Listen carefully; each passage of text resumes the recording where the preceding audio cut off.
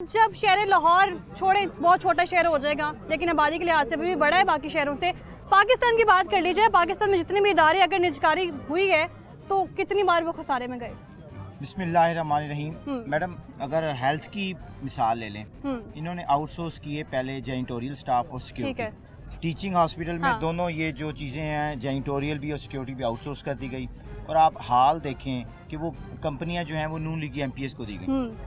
अब वो सलमान रफ़ीक साहब ने खुद ही एतराज़ उठाया कि 6-6 माह से तनख्वाह ही नहीं मिली गार्ड्स को, सिक्योरिटी गार्ड्स को। और अगर जब आप वहाँ पे लड़ाई हो जाए ना तो डॉक्टरों को सिक्योरिटी गार्ड की हिफाजत करनी पड़ जाती है, वो बेचारे भाग जाते हैं।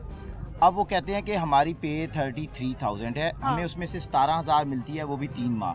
वो पैसे हमारे इंटरेस्ट पे रख लिए जाते हैं और उसके बाद कंपनी को अगर हम कहें तो वो नया बंदा रख लेते हैं, क्योंकि उनको तो। और दूसरी बात है, एक रेप का केस हुआ गंगाराम हॉस्पिटल के अंदर एक मासूम बच्ची के साथ। जब वहाँ पे गार्ड और जो जेनिटोरियल था उसका बंदा पकड़ा गया तो उन्होंने कहा कि हमारी अब इस पे अथॉरिटी नहीं है कि हम इसको एज अ महकमा सज़ा दे सकें। पुलिस के अंदर गया, वो ज़मानत पे चला गया। वो अब यही था कि बस वो सर्विस से रिमूवल तो होता नहीं है। अब इन्होंने एक पायलट प्रोजेक्ट लिया है BHUs आउटसोर्सिंग पे, 150 BHUs इन्होंने इंक्लूड किए। हमसे जब लोगों ने रब्ता किया ये कर रहे हैं, हमने कहा गवर्नमेंट करती होती है, इनका एक पायलट प्रोजेक्ट है, इसको लॉन्च करने दें। हमने उस पर रेजिस्टेंस शो नहीं की। अब उसका मकसद क्या होता है, जब आप पायलट प्रोजेक्ट लेके आते हैं तो उसको आप टाइम देते हैं 6 मंथ टू 1 ईयर कि वो कामयाब होता है। आप उसका ऑडिट करते हैं, आप देखते हैं कि पेशेंट की रेशो बेहतर हुई है, मेडिसिन का आउटकम बेहतर हुआ है, तो आप ठीक है उसको चलाएं। तो ये आपका एज अ जमहूरी आपका हक बनता है। लेकिन यहाँ क्या हुआ कि उसमें से 19 BHU सिर्फ 2 वीक्स के बाद वापस करने की एप्लीकेशंस आ गई। उसके अंदर पेशेंट की रेशो जो थी 150 से कम होकर 32 पे आ गई। उसमें जो टैबलेट्स मिलती थी जो कि ब्रांड नेम से मिलती थी, उसकी जगह सिर्फ PCM, पैनाडॉल और CPM जो एंटी एलर्जिक मेडिसिन है वो सिर्फ मिलने लगी।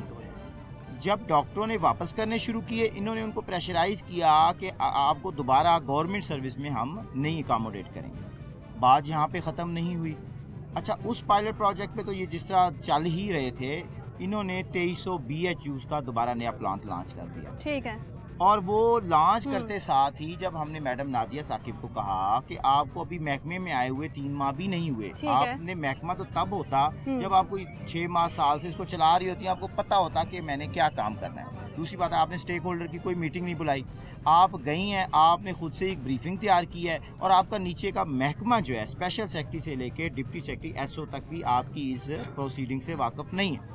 अच्छा, बात हमने कहा कि उसमें कुछ स्टेक होल्डर में कोई डॉक्टर शामिल है, कोई टीचिंग कैडर का बंदा शामिल है, कोई क्लिनिकल स्टाफ शामिल है, तो हमें बता दें, हम उनसे डिस्कस कर लेते हैं। मैडम ने कहा कि ये सियासी मंसूबे होते हैं। हमने कहा कि ब्यूरोक्रेसी तो सियासी नहीं होती। फिर वो इमरान अजीज़ साहब आए, इमरान अजीज़ से रब्ता किया गया, उन्होंने कहा ये तो पॉलिसी मैं इसके खिलाफ हूँ। इमरान अजीज़ साहब की जानिब से रिसेंटली एक वीडियो पैगाम भी तो सामने आया था जिसमें वो कह रहे थे कि हम किसी को मुलाजमत से मुअत्तल भी नहीं करेंगे, ना कोई ऐसा स्टेप उठाएंगे, सबकी भलाई के लिए हम प्राइवेटाइज करेंगे। मैडम वो एक अच्छे वर्कर जरूर हैं जी, लेकिन ना उनको बाइख्तियार मिनिस्टर बनने नहीं दिया गया। उनको अभी तक एज अ वर्कर ही रखा गया है। वो बेचारे पहुंचे CM के पास मैडम नादिया साकिब की कंप्लेन लेके, ऑन रिकॉर्ड है। यानी हम ये समझे ख्वाजा इमरान अजीज़ भी बेकसूर हैं। हम उनको बाइख्तियार बनाने की भी ये जंग लड़े, ये धरना उनके लिए भी है। अच्छा, और देख लीजिएगा वो बड़े खुश होंगे इस बात पे। मैं आपको अल्लाह की कसम खा के कह रहा हूँ, लेकिन आपकी बातों से वो जरूर खुश हो जाएंगे। नहीं बात कंफर्म है, ऑन रिकॉर्ड है। आप काफ़ी लोगों से पूछ सकती हैं, सियासी हमायदीन से पूछ लें।